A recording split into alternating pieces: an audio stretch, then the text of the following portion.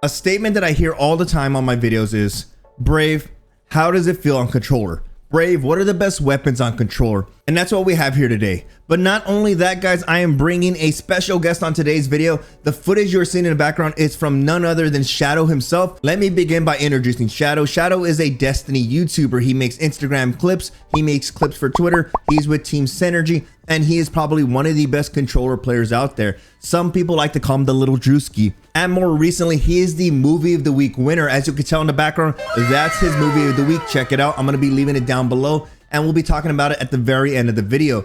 But nonetheless, with Shadow's help and my help, we put together a list of the top 5 exotic weapons that are perfect for controller users. But before we get into the list, do me a huge favor. If you enjoy these videos, and only if you enjoy these videos, you drop a like on this video because it really helps the channel out. Without further delay, let's get into the list. It wouldn't be a tier list if we started off at number 1. So we're starting off at number 5, and it was a very tough list to put together. A lot of weapons were neck and neck. Any weapon could have been put at number 5, but given the current meta and how powerful high impact hand cannons are, the STURM comes in at number 5. This exotic hand cannon has a lot going for it. For starters, this is what I like to call a combo style weapon, which if paired with another weapon makes this exotic much stronger. But today, we're only focusing on the exotic and not its pairing. For those who have been hibernating all season, maybe you haven't stepped into the Crucible, but 120 RPM hand cannons are dominating every Crucible playlist. They are the top of the food chain in the current sandbox. With the lack of 120s though, a lot of players are left scratching their head looking for a good 120 to take into any light leveled activity. This was one of the determining factors of why I put the STURM over the Sunshot. But let's not forget that unlike the other 120s in the game, the STURM has great stability and recoil direction, which is great for landing follow-up shots. With the STURM's exotic catalyst, it really gives a good bump to range for the STURM. With a fully masterwork STURM, you're looking at a max range stat of 91, which correlates to about 40 to 42 meters, which is great for any 120 RPM hand cannon. I'm sure you guys know what number 4 is going to be, and it's not the Thunderlord. Now, this list isn't only going to consist of primaries, it will have some special weapons. Well, why do you ask? Some players main their special weapons, but since we have the Movie of the Week winner, Shadow, giving us some insights on weapons, he and I ranked the CLOUDSTRIKE as number 4, for a good reason though. You have a sniper rifle with a lot of aim assists, sitting at 68 aim assists, and again, with the right mods, you can bump that aim assist up to about 78. And not only that, this weapon has the ability to kill multiple players who are stacked up next to each other, which is a great perk overall. Now, one drawback to this is a lot of people talk about it not having great handling stats, it not having quick draw or snapshot, which can be negated with the proper stat mods and exotic armor. So again, the CLOUDSTRIKE comes in at number 4 because it's lethality and its high aim assist stat. Moving to number 3, when players talk about wanting more snipers in the game, everyone always talks about how powerful the No Land Beyond was back in Destiny 1 and how it would be extremely powerful in Destiny 2. But I personally feel like the No Land Beyond came back in a different form, and that form is going to be the ARBALEST, which comes in at number 3. Now, this gun has a very unique sound that brings shivers down any player's spine, most notably MNK players. Something that I can attest to is when I hear the sound of the ARBALEST as a mouse and keyboard player, it really makes me sick to my stomach knowing that this player has one of the most powerful guns in the game. Now, what are the main reasons that the ARBALEST took number 3? Well, it's simple. For starters, this weapon has an aim assist stat of 61, which can be easily bumped up to 71 with the proper targeting mods. But pair that high aim assist stat with its massive hitbox, then you have what I like to call a double whammy: aim assist and huge hitbox. If you're a controller player and you don't have an ARBALEST in your inventory, you're doing it wrong.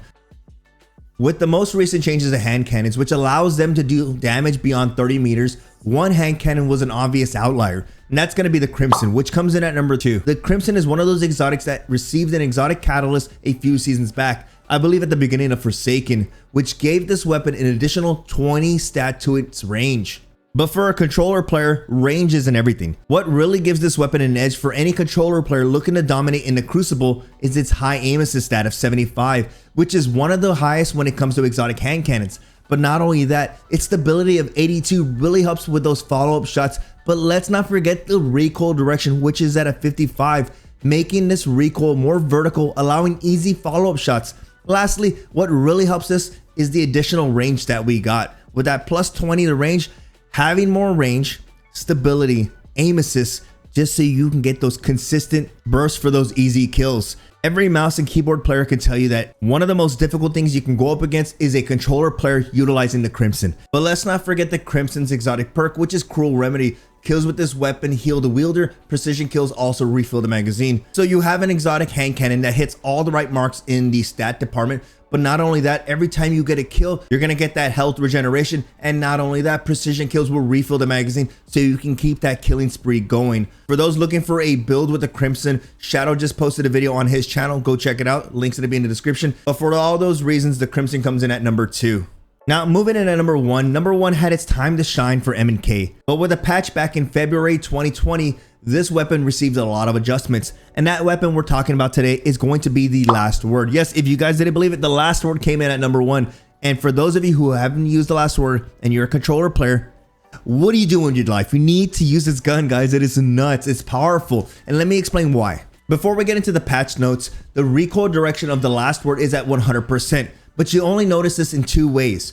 For starters, the Last Word when you ADS has an increased recoil added to it, making it damn near impossible to control when you aim down sights. Now, this is one of the most unique weapons, I guess, to receive different types of styles of adjustments, given that when you hip fire the weapon and you land critical shots, you're doing about 68 damage to the head. But when you ADS the weapon and you land a critical shot, you're dealing about 52 damage, pretty much making this a hip fire only weapon. Now moving into the body shot damage, if you hip fire this weapon and you land a body shot or a headshot, you're still going to be doing about 38 damage. Before this patch, the Last Word was one of the best guns to hit body shots with because it would do about 50 damage.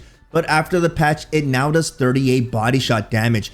Hip fire or ADS. Lastly, one of the key things I want to touch up on these patch notes is going to be reduced stability for mouse and keyboard input. Now, I'm not saying you can't use this on M&K, but I really feel like it shines a lot on controller. Last thing I do want to touch up on is the Last Word still has a nasty time to kill of 0.53. Now, are you always going to hit that 0.53? Probably not, but when you do, it's a pretty good feeling. Again, guys, a huge shout out to Shadow Destiny, one of the best controller players I've ever played against and have a pleasure collaborating with.